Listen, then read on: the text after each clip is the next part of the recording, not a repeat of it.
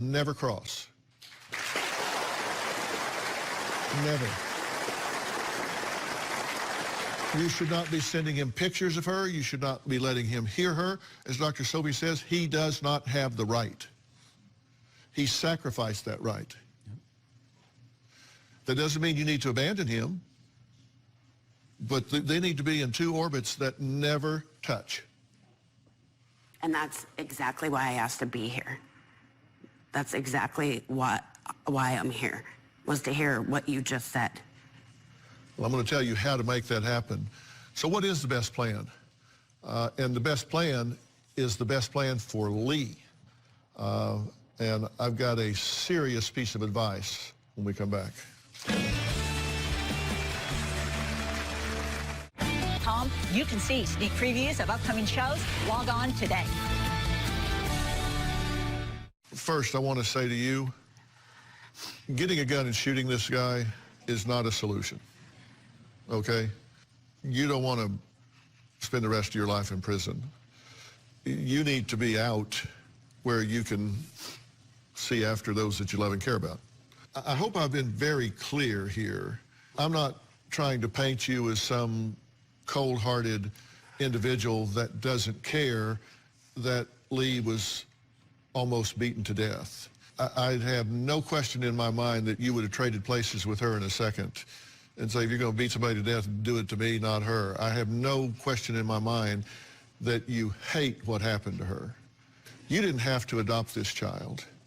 You didn't have to, at your age, start all over with a new one, but you did. You stepped in, you filled the gap, and you're being there for this child, and God bless you for doing that, okay?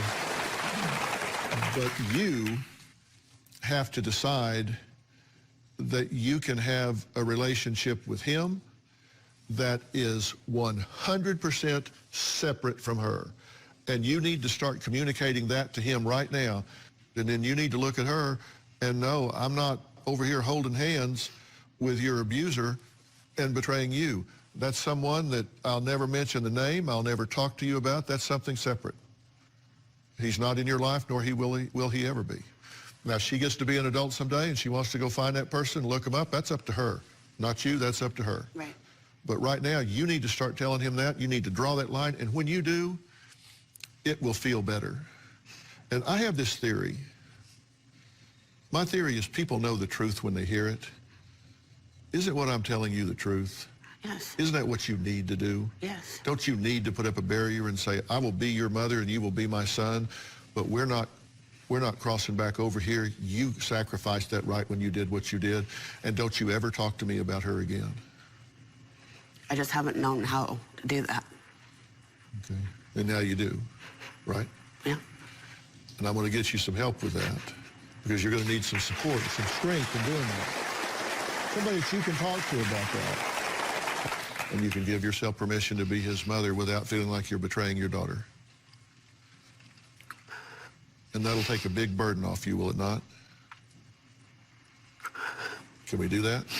Yeah. Good fences make good neighbors. And this is a good fence you need to build. All right, I want to thank all of my guests today, and a special thanks to Dr. Charles Sophie. Dr. Sophie, for more